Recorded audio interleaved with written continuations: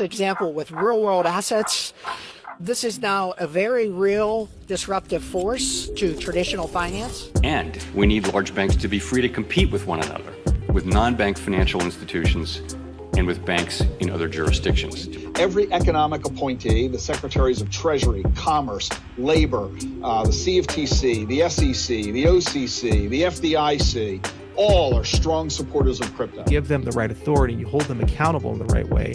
I have a belief that Cardano will be bigger than Ethereum. Do you own Bitcoin? I do not own Bitcoin. None. I'd rather have an iPhone than a landline. Not a real Solana or Ethereum guy, but XRP I get. No, it's still so early, Gary. They try to shake me out, but I was born ready. Dropping down the price, then I be getting plenty. They want all your bags and they want all them empty. What's up, good bitches? Welcome back to some more Moon O'Clock News. No breakfast, no coffee, just straight extra bullishness. Shout out to latest up. Appreciate you stopping by, tuning in. Don't forget to drop an elbow from the top ropes on that likey button. Also smash that subscribe button. We're en route to 60k subs. The XRP currently right around $3.51, setting up that next moonshot. We're going to be taking a look at the XRP versus BTC chart, as we recently been playing around with this resistance levels. What will XRP's price be if we were to eclipse these next resistance levels? We got 27%, 100%, 232% move. We'll check that out at the end of the video. We got Stu Alderati to pop things off. 55% of non-crypto holders say researching crypto feels overwhelming. Nat Crypto Association's Crypto America's Confidence Post Q2 report found just how wide education gap is. We're focused on clear, jargon-free resources to help everyday Americans understand crypto, because education is key to responsible adoption. Read the full report over at National Cryptocurrency Association. The masses are on their way to pump our bags up. We got digital perspectives on X and YouTube. The DTCC will tokenize 100 trillion worth of assets in the blink of an eye. Ripple acquired Hidden Road, who recently received their approval to help settle over 2 quadrillion that flows through the DTCC every year. Ripple, Hidden Road, and the XRP ledger will help settle it all. Let that sink in. All the money, all the value. The DTCC, speaking on moving 100 trillions worth of assets on chain. XRP, built for the internet of value. All the money, all the value. This example with real world assets, this is now a very real disruptive force to traditional finance. And for example, in our case, our focus right now is bringing $100 trillion worth of assets the DTCC is responsible for on chain. Many folks here may not know who DTCC is and what we're responsible for. We're the principal record keeper for the U.S. financial markets, so we are all publicly traded securities. We hold a principal record keeping role. We're responsible for T+1 settlement. We're owned by the major banks and institutions, so effectively we're a DAO for the U.S. financial markets. We're determined T+1 settlement is not good enough. We're really looking to take advantage of real-time settlement from blockchain rails, and it's our responsibility to bring those assets into the market. The best is yet to come. Crawl, walk, then we rock it. XAIF crypto breaking, Ripple eyeing a banking license. Fed Chair Powell, large banks must manage risk and be well capitalized and compete with non-banks, and the Fed is open to new ideas. This is the perfect setup for Ripple to step in as the next gen bank. So today we'll hear the perspectives of industry veterans, academics, and current and former policymakers who are all well-versed in the operations of large banks and the main pillars of the capital framework. A great benefit of this conference is the chance to consider all elements of the capital framework in concert, rather than look at each in isolation. We need to ensure that all the different pieces of the capital framework work together effectively. Doing so will help maintain a safe, sound, and efficient banking system for the benefit of the people we serve. The U.S. bank capital framework includes risk-based capital requirements, leverage requirements, the surcharge for the largest and most complex banks, and the stress tests. We will discuss the status of each of those elements and the road ahead in a comprehensive manner today. As this audience will know well, we have proposals outstanding or in the works across all 4 areas.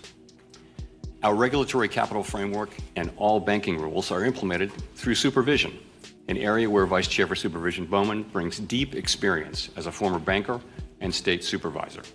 As she has noted, we need to make sure that our supervisory practices focus on the critical areas that determine safety and soundness.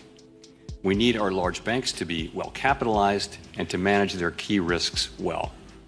And we need large banks to be free to compete with one another, with non-bank financial institutions and with banks in other jurisdictions to provide capital and support economic growth. The Fed is a dynamic institution. We're open to hearing new ideas and feedback on how to improve the capital framework for large banks, and I look forward to hearing from today's participants. Ripple ready to step in as the next generational bank. We got digital asset investor, digital asset buyout X, Bitcoin to 500K. $100 XRP doesn't sound so crazy in this scenario. I'm anticipating that we're going to see trillions of dollars flowing into this asset class over the next 4 years. We have an administration that is completely supportive of crypto.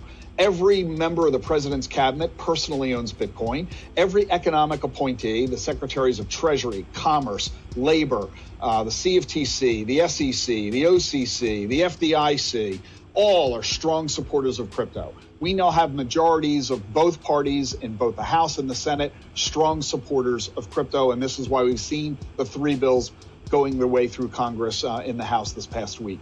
So the question, is Bitcoin going to get banned? Absolutely not. We also, by extension of this new paradigm in Washington, we now have the opportunity for TradFi. We're seeing for the first time ever, banks and brokerage firms are allowed to trade and custody crypto. They've never been able to do that before. So it's a massive change that you're going to see by Wall Street engaging in this asset class in a brand new way. We saw the first inklings of this 18 months ago with the launch of the Bitcoin ETFs. Now $100 billion invested in those things, the most successful ETF launch in history. And on top of all of that, it's getting the attention of the institutional investors. Endowments, pension funds, family offices, sovereign wealth funds, and on and on and on. This is why the amount of inflows into Bitcoin and other digital assets is only just now beginning. I'm anticipating we're going to see trillions of dollars flowing into this asset class over the next 4 years. It's going to put Bitcoin at $500,000 by the end of the decade, in my view. And this means right now it's very early, and the risk of Bitcoin today is not nearly as high as it was 4 or 5 years ago. Institutions, banks on the way in. This has only just begun. Buckle up, glitches. We got James rule XRP on X. Yes, it's a big deal. Bullish. Coinbase partners with PNC, the 7th largest U.S. bank, to let 9 million customers buy, sell, and hold crypto directly in their accounts. 2019, PNC first U.S. bank to go live on the Ripple payment network. So it begins. Know what you hold. Charles says Cardano would be bigger than ETH, but only if we get the right leaders in the room. You give them the right authority and you hold them accountable in the right way. I have a belief that Cardano will be bigger than Ethereum. If you don't have the right leaders in the room, Cardano will die. It's just true. Decentralization doesn't mean there's no leadership. Decentralization means you can pick them and you can fire them and you can change direction as a network as a whole, and no one person has carte blanche to decide these types of things. That's what decentralization ought to mean. If it means total chaos and we can never coordinate and every single thing is direct democracy, guess what? We've already died. Because you can't outcompete protocols that are able to coordinate more quickly, because they have to adopt technology too, and we have to get a lot of stuff done. And there's a ton of things that have made me deeply uncomfortable over the last year with the governance process, but I've held my tongue on a lot of them because they're not productive. And I've tried very hard to have those conversations in closed rooms with the particular people and negotiate, try to find ways to cooperate. And sometimes it's exceedingly hard because they operate in very bad faith. And at other times they operate in good faith. There's just not a meeting of the minds, and that's okay too. Meanwhile, the MicroStrategy of E says no to Bitcoin. Ether Machine chairman says he's an Ethereum guy and does not own Bitcoin. He also said, Do you own Bitcoin? I'm not. I do not own Bitcoin. None. I'd rather have an iPhone than a landline. Ooh. Do you own? And if you remember, Big Brad Garland House said, I really don't think about the price performance. I don't think about the technical performance. And I think about the fact that XRP is about 1,000 times faster than Bitcoin transaction and about 1,000 times less expensive than a Bitcoin transaction. The real smart money holds XRP, the real store of value, and the internet of value. XRP is fiber optic, 1,000x faster, 1,000x cheaper. XAIF crypto XRP praise from a pro, understands the financial system, understands Ripple's mission. Not a Solana ETH guy, but he gets XRP, the king of utility, the king of use case. The Ripple team has been laying down the groundwork since day one to change the system. The system is being upgraded in a single API. So we sold it and kept our eye out looking. Not a real Solana or Ethereum guy, but XRP I get. And XRP, the Ripple team, I understand the financial system. I understand the banking system to some degree. And I understand, as we all do, when you try to send a wire, it's a hassle. And, you know, in the old days, it was T+3 settlement. We're now at T+1 settlement for a lot of stocks and futures and options. Well, that's still ridiculous. Yeah. So anything that speeds up the system, the whole blockchain, the Ripple team from their outset have been out there laying the groundwork in the background to change the financial system, primarily through transfer of assets, primarily through XRP at $3.50 is still not high enough. Much higher we go. 12 billion Bitwise just said trillions are coming into the space and it'll explode soon. We're still so early. No, it's still so early, Gary. You know, what I do in my day job a lot of the time is I go around to these national accounts, we call them. They're big wirehouse firms like Merrill Lynch, Morgan Stanley, Wells Fargo. They're family offices, they're institutions and pensions. And I give speeches and I ask the room, and these people control trillions of dollars of wealth. How many of you have an allocation to Bitcoin in your personal portfolio or in client portfolios? And to this day, it's maybe 10, it's maybe 20% of the room. Until it's 100% of the room, there's still $1 trillion of capital that needs to come into this space. And if $1 trillion in capital comes into this space, it's going to have to push the price substantially higher. So people overestimate, and I think part of it is the media focuses on Bitcoin so much. There is a lot of media coverage, but people overestimate how much the largest investors in the world have allocated. The average institution is still at 0. And until they're at 2, 3, 5%, it's still extraordinarily early. And I think we still have explosive moves to the upside ahead of us. I don't think more explosive moves ahead of us. Know what you hold, know what's coming, and know why. They wanted you out. We're still so early. Load up while you still have some time. Meanwhile, Western Union CEO says he's eyeing stablecoins for faster cross-border transfers and better fiat conversion. On and off ramps coming. XRP was built for this. We got Stellar, around 460 million of FTI US Benji fund is held on Stellar. According to Andrew Crawford at Franklin Templeton Digital Assets, the firm is able to cut its record-keeping costs for every 50,000 transactions from 50,000 to 120. Masari, State of the Stablecoins 2025.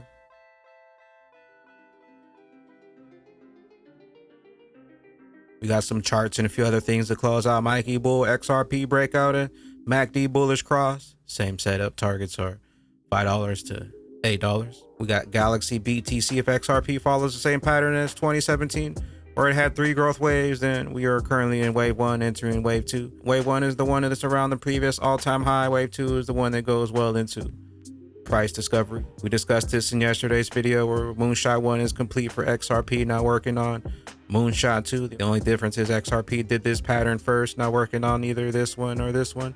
And then we still got potentially one more move to go after that. The crypto basic XRP not considering the measured move, as price can still hit $20 on average in this season. Analysts at Grad Crypto. And taking a look at XRP, currently right around $3.50, looking nicely as we're working on that next moonshot. And taking a look at XRP versus BTC, if this wasn't a signal that XRP still has quite a ways to go, as in the previous 2016 halving cycle. XRP massive move against BTC. Currently XRP recently popped above this resistance level. We got a few more resistant lines to go for XRP, the next one being around 27.5%. Then we got one up here at around 102%. And then if XRP can eclipse these previous resistance lines, you're looking at around a 30% move for XRP. We still got quite a ways to go. 28% pump would put us around a $4.50 XRP. 102% pump would put us around that $7 mark, and a 232% pump would take us up to around $11-12 for XRP. If XRP were to surpass all these resistance levels from its current level, we would see about a 730% gain from our current levels. 730% gain from our current price would be around a $30 XRP. And taking a look at the XRP chart here in the previous 2016 cycle. XRP's first move came around 250 days in from the BTC halving date here, and then the second move came around 287 days in, and then the third and final move towards the end of the cycle, which lasted around 555 days, came around 518 days in. Currently, this first move for XRP from the recent BTC halving date in April was around 203 days. If you count this next move, it was around 266 days, and currently we're working on this move, which came around 441 days in. And if the projected cycle lasts around the same as the previous 2016 cycle, you're looking at a fall of 2025 BTC halving cycle end. That would put us around 91 days left in this current cycle. The longer they take, the higher we keep climbing on that XRP rich list as the number of XRP wallets, the historical wallet count reaches 7 million. What will those bags be when that regulation jar molasses finally breaks open and XRP's true price is finally revealed? Big bags. Catch you up here on the mothership. I am the XRP bagman, the moon commander. BYOB, bring your own bags, be your own bank, be your own boss. And don't forget to drop an elbow from the top ropes on that likey button and help us get to 1,000 likeys so we can pump XRP to infinity and beyond. Also, don't forget to smash that subscribe button. We'll see you at the tippy top. Later, glitches. Later, glitches.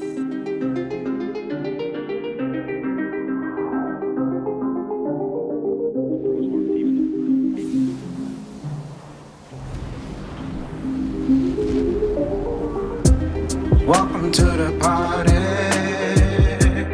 This a moon party. Hey, this a moon party. Hey, welcome to the party. Welcome to the party. This a moon party. This a moon party. Welcome to the party, we don't play around here. Moon suit on or you get sprayed.